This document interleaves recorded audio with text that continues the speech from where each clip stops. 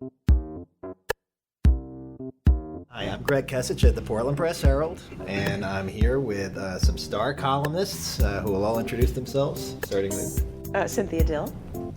Caron. And Bill Nemitz. And we are here to talk about this election that we had the other night. It was an election? Yes. The election that some people would like to forget, and others of us will be studying as long as we live and rethinking it. I don't really know where to start on that. Does anybody want to dive in, or do we need a question?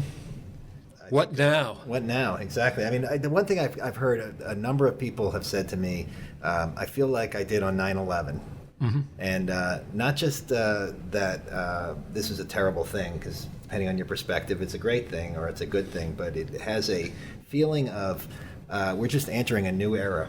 You know, we're coming into something new that we don't know what it's going to be, and there's an anxiety around that I'm certainly feeling, and I imagine others are too.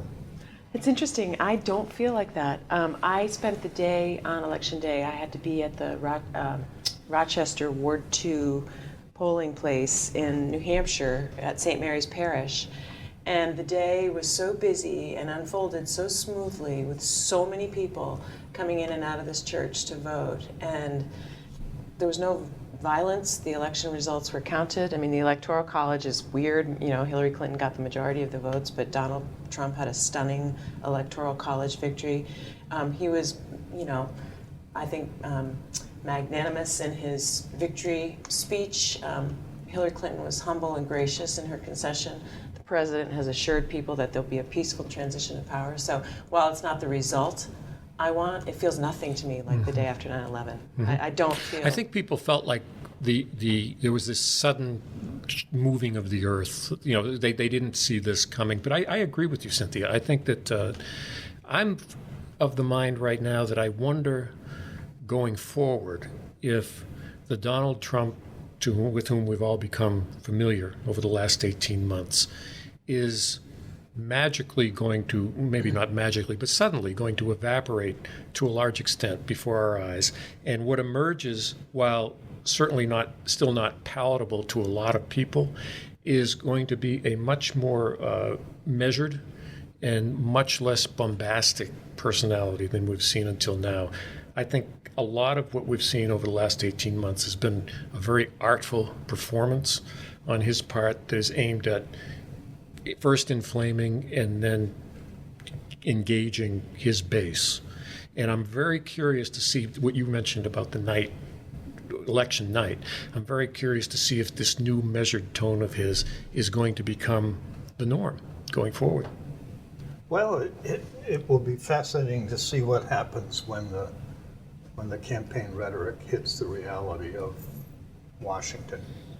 And I've been trying to go through the many positions he took to see how he would actually implement so many of those things, and it's impossible to see. So I think whether it's intentional or not, mm-hmm. he's going to get restructured by the constraints of the job. Yeah, what I noticed is that, this is where the business skills, I think, are transferable. When you're campaigning and you're a business person, you can, identify a need or desire or demand in the market, and you can sell yourself as the response or the answer to that demand. And I think he was brilliant at it. All of a sudden, he became the voice of, the working white class who wanted their dignity and some sense that they were, still counted. And I think now that the trouble is going to be, he's going to find, like Paula Page did, that governing is very mm-hmm. different than executing a business plan and being in charge. And I just hope, that he gets good people around him. But, the policies that he said he wanted to implement, he wants to build a wall. Well, we don't know what Congress's position on it, because there was never any reporting mm-hmm. on, can we build a wall? How much would it cost? Do we need easements? Would it be, eminent domain? Where are the positions of the party leaders? It's just... I think that will vanish. I think things like that will go away. What I just described is what I call the temperament issue, and I think that, it's kind of a baby steps thing. If we can get past the temperament issue to the point where he starts behaving in a far more socially acceptable way than he has until now, the big concern on the other side of that is the preparedness and the competency issue. And that's where we might run headlong into the simple truth, which was self-evident throughout the campaign, that he does not come into office with the grasp of foreign policy, the grasp of domestic policy, the grasp of so many things necessary to a successful presidency. How can he now go forward? And you're right, it comes down to who is going to be at his side, number one, and number two, to what extent is he going to listen to them? Yeah. Remember that story in the last summer from a Kesich aide who said that Donald Trump Jr. approached him and said that we'd like you to be the vice president. You could be in charge of foreign policy and domestic policy. And Kesich said, what is he going to be in charge of? He said, making America great. That's right. That's right. I think this guy is, you said, is a salesman. That's what he does for a living. He puts his name on things and sells it. And he is not going to want to run the Pentagon. And he's not really going to want to run foreign policy. I don't think. He's in for a huge surprise when the gravity of the responsibility dawns on him, and just the amount of sheer work, and for not very much pay in his circles. Right. It's a big job. Yeah. He won't be able to retreat to the tower and say, leave me alone for a few days. Right. But so I'm interested in why so many of the projections were off. And I have some thoughts on why I was wrong. I thought he had no chance. I went into election night, deep into election night, thinking this is just going to change. The right, the Midwest votes are just going to come in and it's going to go blue, blue, blue, blue, blue. Part of it, we have to, I think, understand the turnout issue. What happened? Why did 7 million people who voted in 2012 for Obama not vote this time? Around the country, and it looks like in Maine, Hillary Clinton got about 40,000 fewer votes than Obama did 4 years ago. Who are those 40,000 people? What happened? Trump did a little bit better than Romney, but not by nearly half that. Well, everyone was wrong. Yeah. Everyone. There the hardly pollsters, any group right. that you can point to that understood what was going on, which I find just deliciously fascinating. And we missed how much he was energizing people. Yeah. So all of the polling underestimated, I think, the rural Republican or even the rural blue-collar vote. Those people were jazzed. Yeah. And we spent so much time talking about, and I did too, the organization that Democrats had. They had done it all. It was brilliant. It was going to turn out millions. And then you get to election night. Right. Well, actually, the turnout was pretty high. It's just that they didn't turn out for Hillary Clinton. Yeah. They did. A majority of people came out and voted for Hillary Clinton. But, I never felt as confident about the election outcome as the reporting, say, in the New York Times suggested. And I really feel that as one thing I decided is that punditry is overrated and for the most part useless, especially when you're using the tools to make your predictions, these numbers that are totally inaccurate. Right. And so the polling clearly was wrong, but it was also so close. I never had that sense of confidence. Mm-hmm. And it really bothered me when people talked about it as if it was a coronation.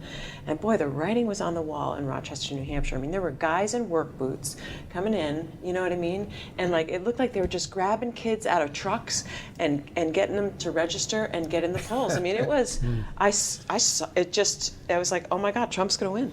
I think I call it an inspiration deficit. And what really happened with Trump supporters on the one hand is that they certainly overperformed when it came to, if you look at the polls and you look at how enthusiastic and how inspired they were to turn out. And on the other hand, with the Clinton camp, particularly in the Rust Belt, the upper Midwest states, there was a real deficit there. And it goes to, as you mentioned, Alan, you have the get out the vote apparatus, which I equate in this election to essentially a big school bus that the Clinton camp had. They had them all over the place. And the problem is they fired them up like they said they would. They put them in gear and they started rolling.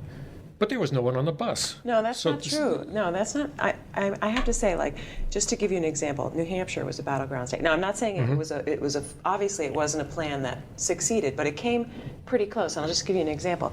I mean, New Hampshire was a battleground state. There was the Senate race between Maggie Hassan and Kelly Ayotte, as well as, the 4 electoral votes that go, one way or the other, depending on the year. Well, they had a voter protection program for lawyers that you had to be trained. I had to go down to Massachusetts to meet at Harvard Law School on a Tuesday at 5:30 p.m. That's not a convenient thing to do. I got there was an overwhelming number. So many lawyers had showed up that they had to open another room. So in New Hampshire, at every single polling place, there was a lawyer there who had been trained in voter protection, and there were issues that we had to deal with all day. There was a boiler room. There was and in my race, Carol Shea Porter won in my little St. Mary's Parish. Carol Shea Porter won by 1 vote against Ginta.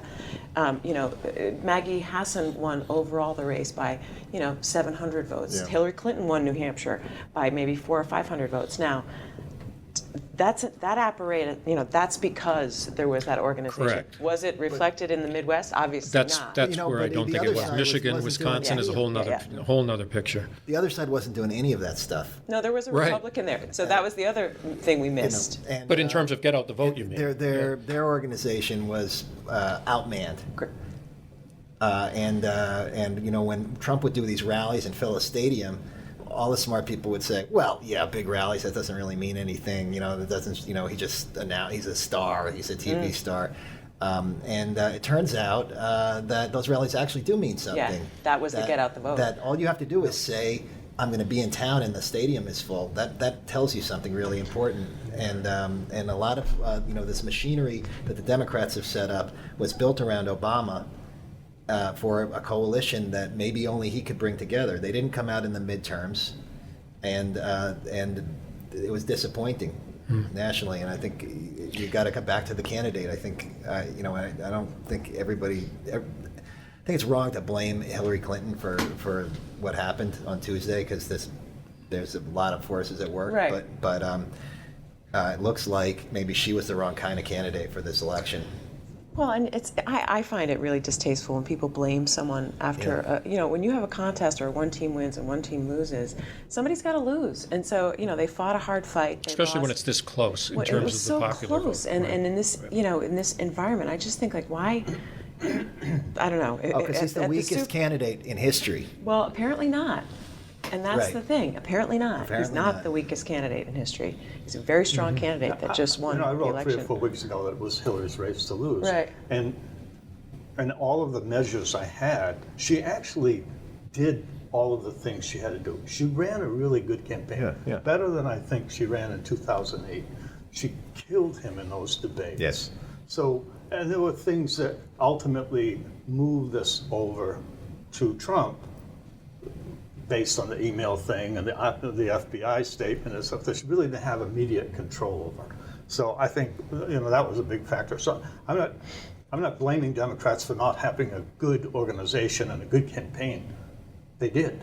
They had a great organization, a great campaign. Where I think it came down is an outsider candidate, a change candidate running against somebody who's been around for a long time. Yeah. Tapping into an anger that's unprecedented, at least in our lifetime in this electorate, and an anger that went largely not unidentified, but certainly underestimated going into this election. I think that we all come away from this having been hit upside the head and having been told in no uncertain terms that there's a big segment of the electorate out there that, for what, right or wrong, feels like they have not been represented, they have not been listened to, and that they are now at the table, and come hell or high water, that's where they're going to stay. Yeah. The question is, what do you do with that now? Right. How do you channel that? Right. Well, that's one interpretation, but another interpretation, and I think they're both true simultaneously, is that the outcome just reinforces what so many people already know, and that is often the guy who's the least qualified, gets the job, it's perfectly okay to say racist things, and that there is racism and misogyny in our society, and so if anything positive comes out of all that mud, I think it's just now there's no denying it. I mean, we saw it and it won, you know, in some respects. And so I almost think that whole exercise, as difficult and disturbing as it was, in a way, it just really, I think it's going to help people. It's going to help young women recognize, like, okay, feminism is not dead. Like, this stuff's real. Like, the guy just got elected. Wow. I think it's important, however, not to use that to indict half of the American electorate. And I think there are some people who I've seen on Facebook in the past couple of days, people who are saying, I don't care who you are, I don't care where you are, I don't care what role you play in my life, but if you supported Donald Trump, you are dead to me. You're a racist, you're a misogynist. And there's this shaming that went on before the election and continues after. And I think there are a lot of people who came to these Trump rallies motivated by anger, motivated by fear, and found themselves in that political environment abiding, whether it's through not raising objection or perhaps even applauding lines and thoughts that normally would be abhorrent to them. And I wonder if, as that fear and anger subsides, so does that racism and that misogyny. Oh, let's hope so. That applies to a lot of people, not the people who are wired to be that way, but people who kind of got caught up in this and weren't themselves by the time it was over, and could very well change depending on the temperature of the country. We had a situation beginning of 2015 when a state legislator posted a Facebook post about Obama and Muslims, and all Muslims should be, bombed back to the state, to the Stone Age. And I was shocked and appalled, and I wrote a column, and I think that we all did at some point. Tut tut, this is absolutely terrible. How could you do this? And how can the legislature tolerate this person in the institution? And so the big eye opener for me in this election is how common that is, that way of thinking, that those comments were not outliers. He was just dumb enough to put it on Facebook. Oh yeah, and, yeah. And I think that's something that we're going to have to be able to talk about in a way that doesn't insult people or call them names that makes them withdraw. I mean, there's got to be some way to engage people in talking about race and sexism, which is totally real and totally playing a role in how we're governed. But it can't be elites telling them that they're bad.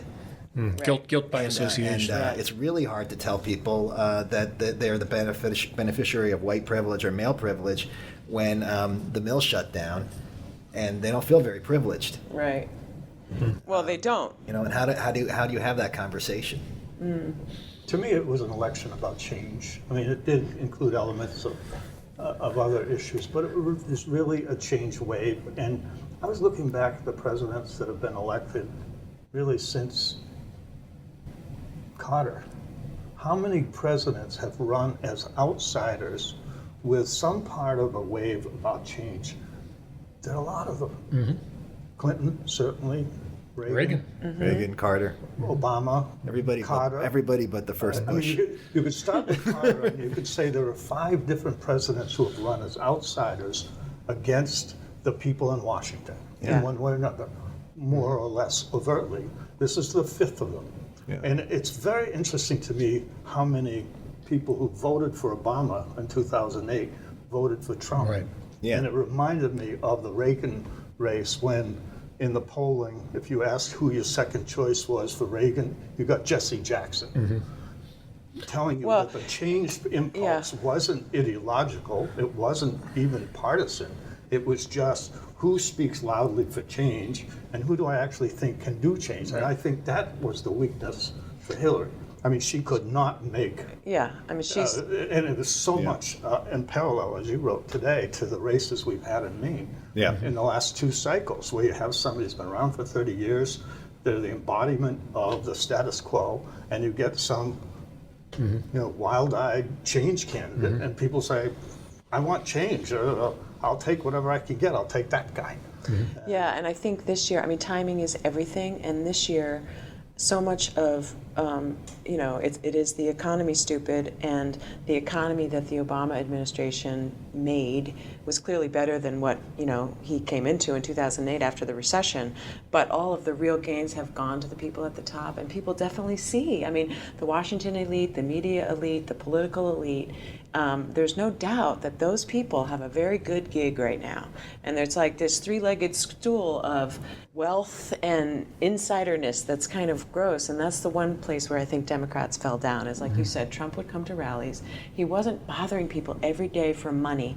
And he'd show up and you could go see him free. Now that says something. I mean, with the Democrats, even though they profess that they don't want money in politics, and I believe them, and I feel it too, the bottom line is there's so much fundraising and just such I, as the Cape Elizabeth lawyer, couldn't afford to go to the fundraiser in my town when Tim came to town. So, I mean, I'm not an insider. And some people, I think, from Aroostook County would look to me and say, I'm the epitome of an insider. But that's how, I think, It's a question of access. And so absolutely. many people feel, you go up, as you said, you go up and talk to a paper worker in Jay, who's going to be part of this next round of layoffs, and tell that story, and say, I couldn't afford to go to a Tim Kaine fundraiser in Cape Elizabeth, to which they would say, what is a Tim Kaine fundraiser in Cape Elizabeth? Right, that is so far outside their frame of Right, reference. but if Tim Kaine had gone up to Jay and said, I'm going to have a rally at the VW, and Everybody welcome come to gather around. and I'll give you coffee. Right. I mean, that's the kind of campaigning that needed to happen this year that I think Democrats didn't do. Well, Bernie Sanders did, and he filled the Civic Center. And people said, just it's summertime. People It's need just something one to crowd. do, just one crowd, and then he, had people standing on line for 4 hours in the caucus, and we're like, well, And he won the state. The young people, they're, so it's I think.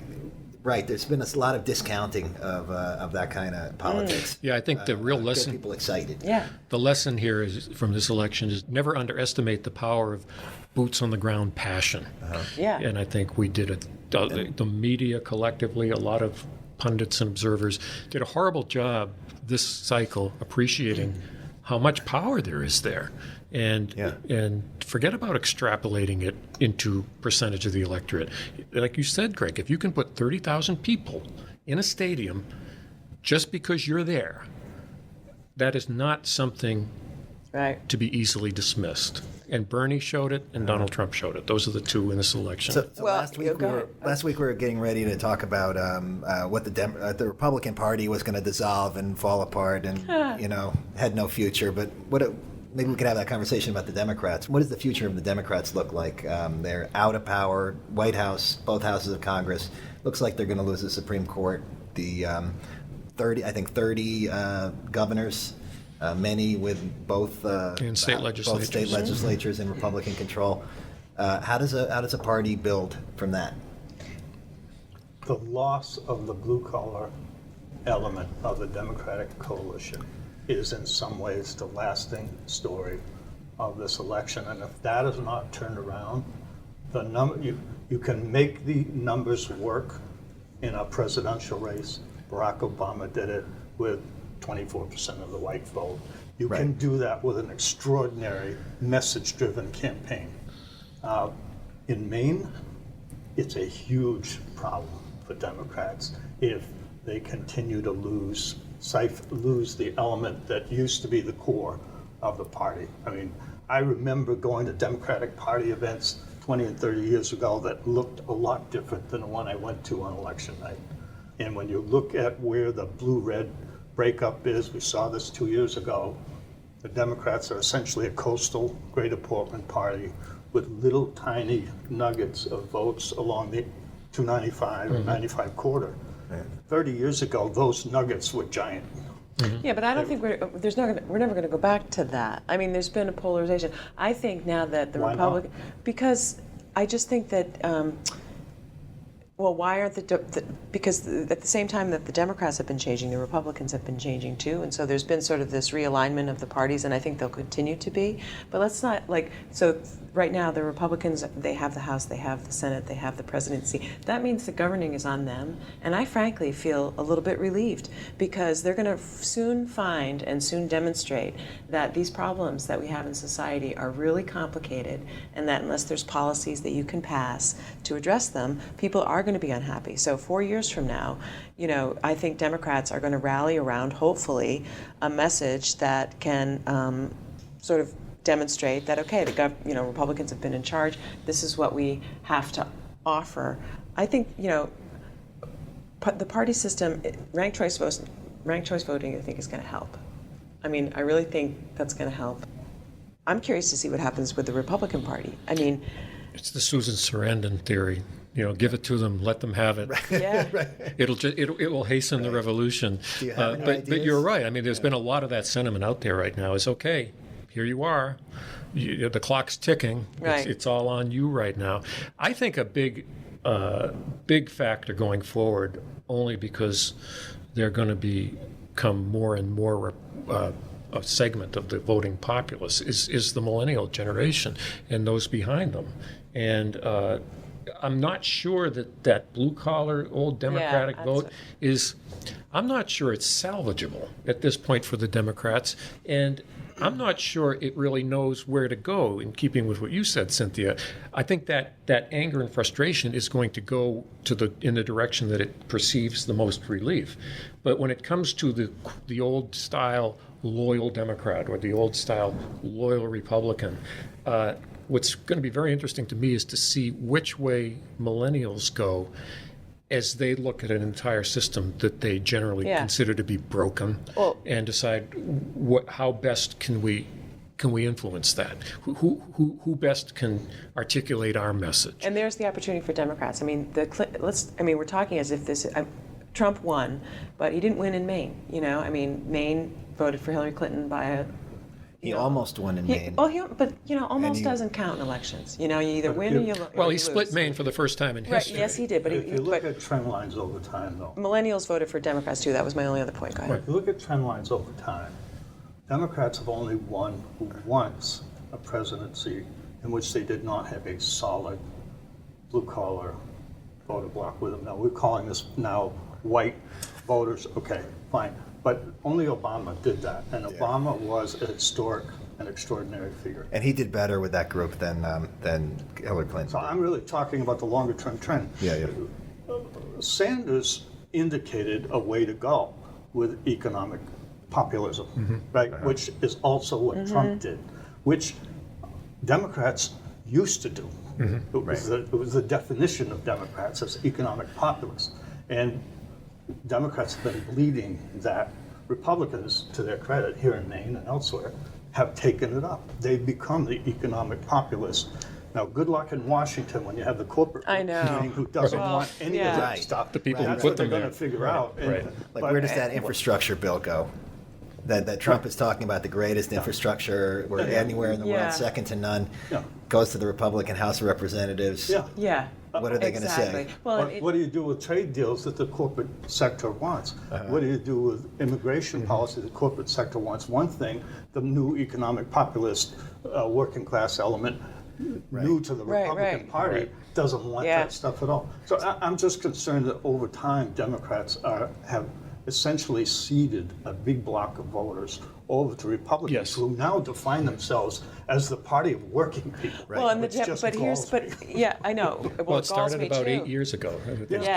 But the Democrats are the party. In some ways with Reagan, Right. with the Reagan Democrats. Or even earlier, well, George Wallace had the same kind of appeal to.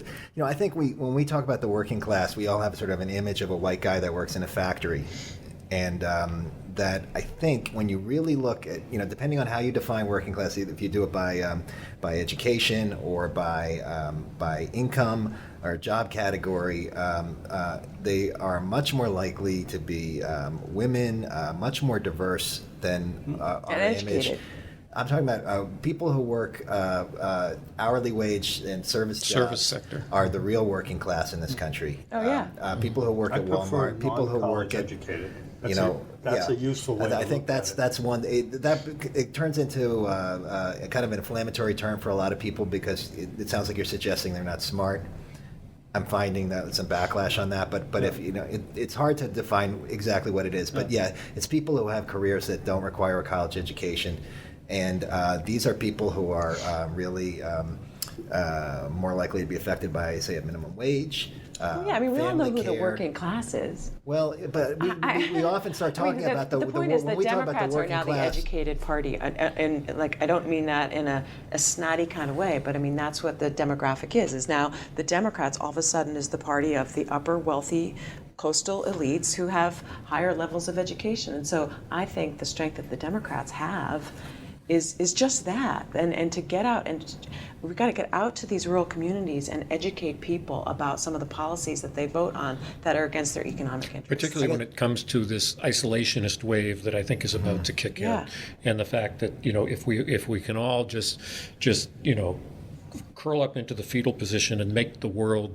go away, right, everything's going to be all right. Yeah. When in fact that's very antithetical to the working classes' long-term interests here. Can I just give a quick example? In Rhode Island, okay, the teachers' pensions were busting the budget. The long-term future of the state was at risk because of the pensions. Gina Raimondo, as a first-time state treasurer, went around to town after town and had a meeting and had charts and handed out papers and educated these communities about how, even though it seemed it was against their interests to have to reform pensions, they really needed to do it. And she is Rhode Island's governor because she was a brilliant, she had, all kinds of degrees, and she showed them, like, this is what's happening, this is how much we pay in pensions over time, and sat down with senior citizens. I mean, I really think there needs to be an education. But how do you do that without giving this impression to people who are doing quite well on their own? Thank you. I'm going to come in and educate you. Well, I think the gay marriage people showed us how to do it. Right. Door to door. Right, exactly. I want to push back a little bit on the Democrats are all the high earners, because if you look at the breakdown of this vote on Tuesday between people above $50,000 and below, basically the median income, one way or the other, Clinton won among below 50,000. And those are the people that I was talking about, the home care workers, the health care workers. The women. That's where all the jobs, but that's where the jobs are, and that's where they're going to be. And just like Trump says, or people say Trump is never going to be able to bring back all those manufacturing jobs. That working class isn't coming back either. Right. It's part of our society. It's going to become a smaller and smaller piece. Think about what the standard day after the election, morning after the election protocol was in Maine, that you go to the gates of Bath Iron Works and you thank the workers for their votes or not, for their participation, because they represent the working class. And Bath Iron Works became kind of the symbol in Maine for the working class voter. And juxtapose that with what's happening now in our economy. So I guess to follow on your thought, Craig, what you have to do instead from here on is hit 30 Starbucks. Right. On the morning after the election, because that's where you're going to find the working class worker of the 21st century. That's not to say there aren't still some at Bath Iron Works, but the pendulum has swung away from that, and I agree completely that our working class has been completely redefined by our economy. And it's the whole, it's all the divides. The rural-urban divide is huge. I mean, it's just absolutely huge. And now in Maine, it's even seems to be more pronounced. As you pointed out, it's the first time that the 2nd Congressional District got an electoral vote. And, Emily Kane lost by, it wasn't surprising necessarily that she lost, but I thought the margin that she lost by was really surprising. And, again, How did that compare to the presidential vote in the 2nd District, do you know?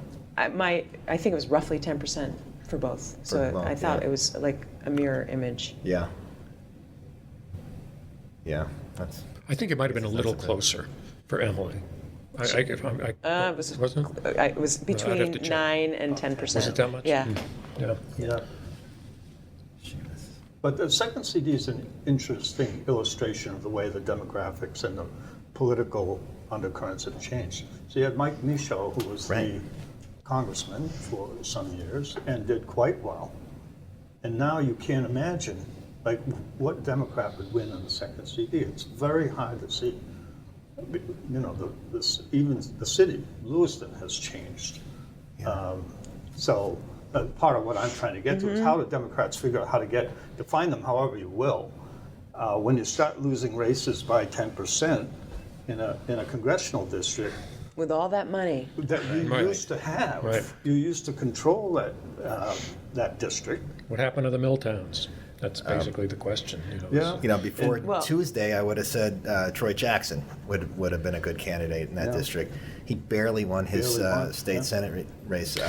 John Patrick lost his Senate seat. Yeah. And he is the prototypical blue-collar Democrat. Well, I must say, with John Patrick, the last couple times I've seen John Patrick, he was so bitter and hated his job. He would say he hated being in the State House. And I think that really shows. I was actually thinking to myself, why are you here? You know, you're not doing your community a favor if you hate what you're doing.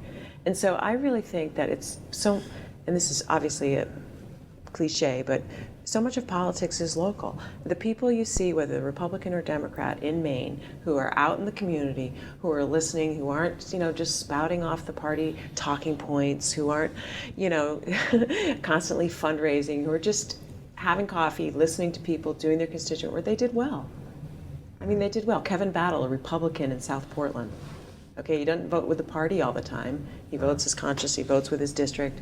He got reelected. I mean, a South Portland Republican, that's really unusual. But people stop hearing whether he's Republican or Democrat because he's a good guy. He's Kevin. Yeah, he's doing a good job. Right. So what do we think about the legislature? When they look at that question 2, and it's basically an outline, we want you to raise taxes on these people this much, And put this spend much it money here. and spend it here. Right. Go. Right. You know? First thing they'll say is, spend it where? Yeah, yeah. or you know, it's 3% increase over what? Yeah. Yeah. Yeah, we just lowered taxes 3%. You know? It's going to How be. are they going to respond? I think this legislature will probably be, in many ways, a continuation of the same dynamic that we've had in the past biennium, and that is a branch of government that is at odds with a governor who, if anything, I think is going to become more erratic, not less, emboldened by this Trump presidency, and a legislature that is essentially going to be left with running the state. And when it comes to the question 2, it's almost like you dare them, you know, much like they ignored the 55% mandate in the first place. Might you really consider taking this money and diverting it someplace else other than the schools? I would say they wouldn't dare, but then again, history would belie that, so we'll see. But What do you think? I just think it's going to be impossible to implement question 2 with the LePage administration. I just don't see the writing on the wall. There's going to be a legislative way to get in the way, and there will not be 2/3 of the legislature to override any veto of legislation to implement it. I just don't see it happening. And like the whole 55%, I remember going back into my district in Cape Elizabeth, and people would be so mad, like, why aren't you spending paying for 55%? And I'd explain, like, well, because we have to come up with the money, and in order to come up with the money, we have to pass legislation. We either have to raise taxes or somehow, take money from one pot, and I can't get everyone to agree to that. I have no control over that. You just. But LePage can do it, right? He can say not no. not issue those bonds, or or just. He says no. Yeah. it's much easier to do nothing than to do something in a situation like that. Absolutely. What's going to happen with ranked choice voting? Is it actually going to be implemented? See you in court. Yeah. I mean, how does it get to court? Well, that's a good question. I mean, does somebody have to be harmed?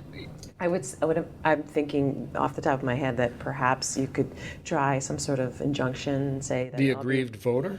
Well, anybody who anticipates that implementation of ranked choice voting is going to irreparably harm their rights, and so it has to be addressed in advance. That's the only way I can think of it. 'Cause LePage you have has to have talked- standing, and until it's happened, I don't see how anyone can have standing to challenge. The other route being a candidate who feels like they were, obviously the candidate who wins with a plurality in the first round and then loses in the second round. I suppose that would provide sufficient standing for a court if we got that Oh, far. absolutely. I mean, if we implement it and then somebody can challenge it, Right. but before we implement it, I just don't see how the challenge gets to court and without some sort of temporary restraining order or injunction. Or What about something. constitutional grounds? The issue raised by Janet Mills, somebody could they get standing with the court simply on the grounds that this law is unconstitutional?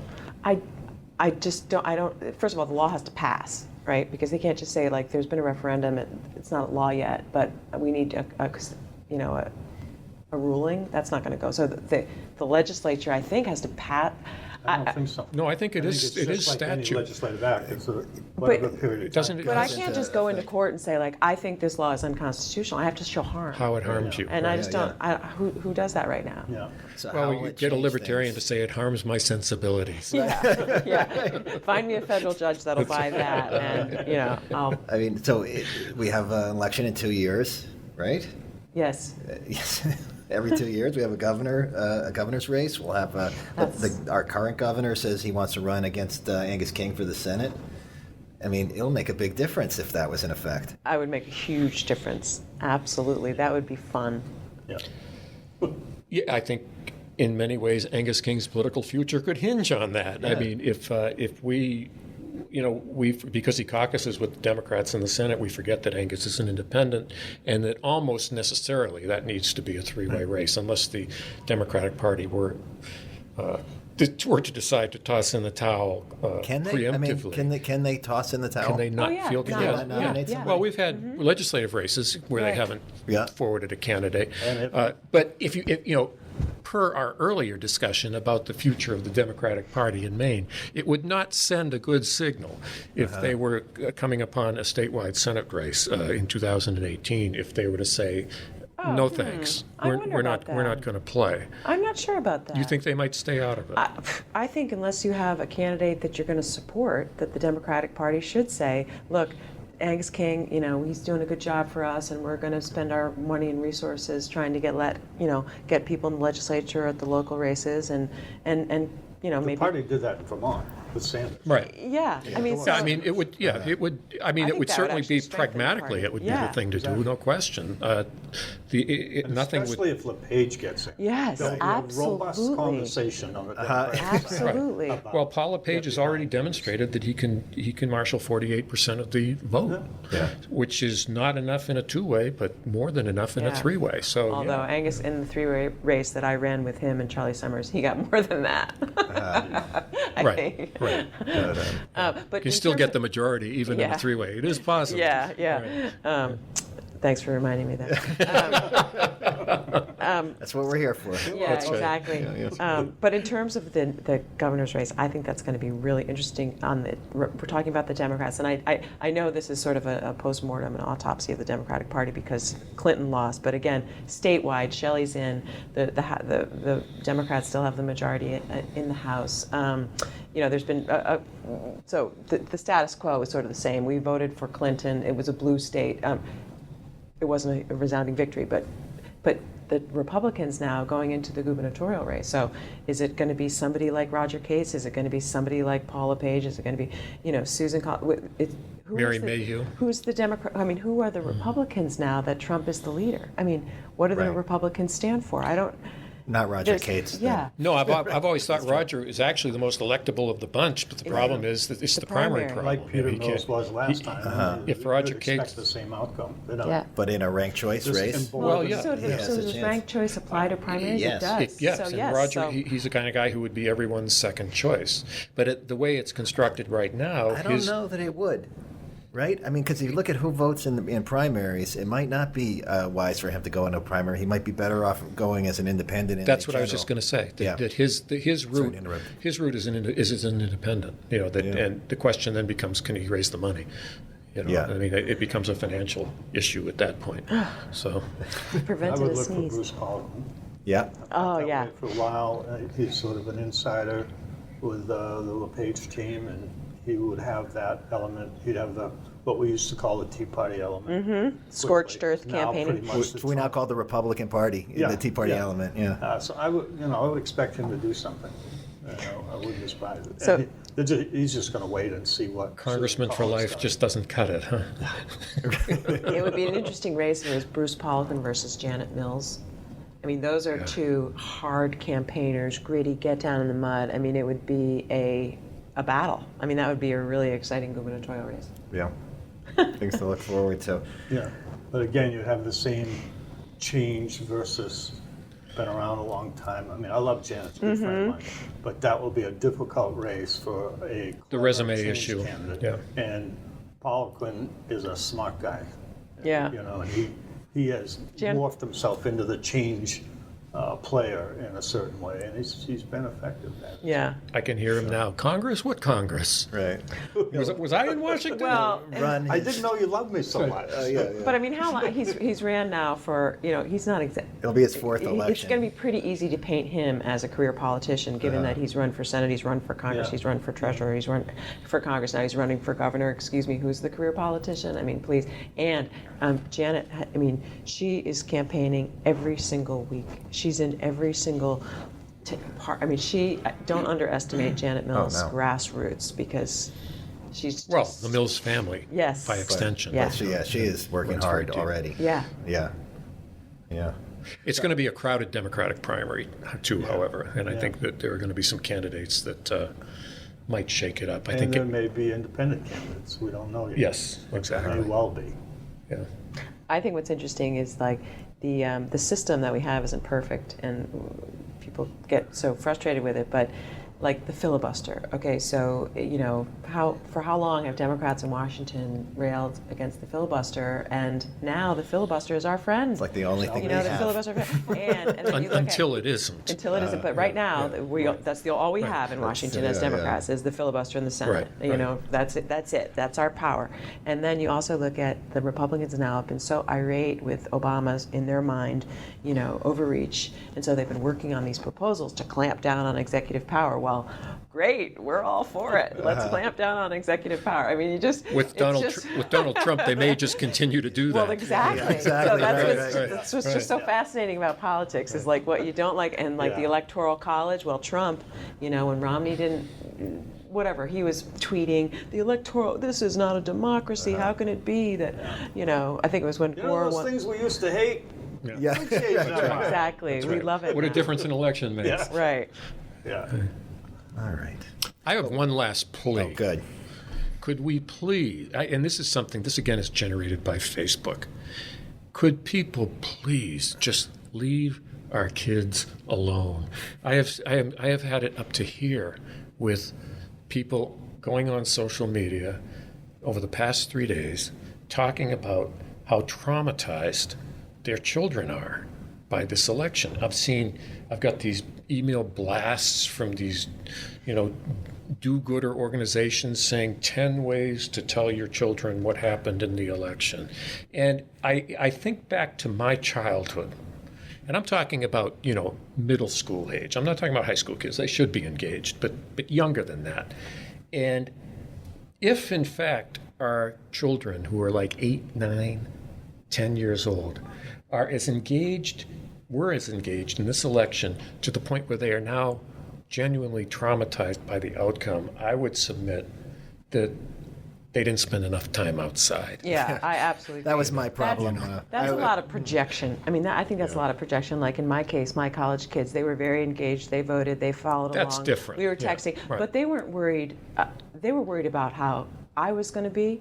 And as soon as I told them, hey, I'm fine. I haven't shed a tear. Look at Hillary. She did a great concession speech. You win some, you lose some. We got to just, get up and go to work. They were like, okay, good. I mean, yeah, I absolutely agree with you. I'm talking about the people who didn't know No. whether they could send their kids to school on Wednesday. But I don't think that's about their kids. I think it's about them. Precisely. Absolutely. And it's pure projection. Exactly. The kids don't just become that engaged on their own. And they're not that upset. They're being exposed to too much Yeah, I going into agree this with you. election. I was the only fifth grader for McGovern and PS15. It was very hard. I was very traumatized. I was shocked. I was not expecting that 49th state. I cast sweep. my first vote in a presidential election for George McGovern, and then I went off an absentee vote, and I went off to Nova Scotia on a 2-month sojourn, and I'll never forget waking up saying, "Wait, what? He didn't win?" But it's like what you wrote about in your column. It's about how insulated we are around people who agree with us. And how I think that's the social media cocoon, right? That it really freaks people out when things happen that are different from what you told yourself was going on in the echo chamber. Yeah. How many celebratory messages have you seen on your Facebook feed? I don't really keep one, but I look over my wife's shoulder on hers, and it occurred to me the other day, this cocoon effect, that I haven't seen anybody whooping it up here. Anybody. But then if I go to my next door neighbor and look at his Facebook feed, it's an entirely different world.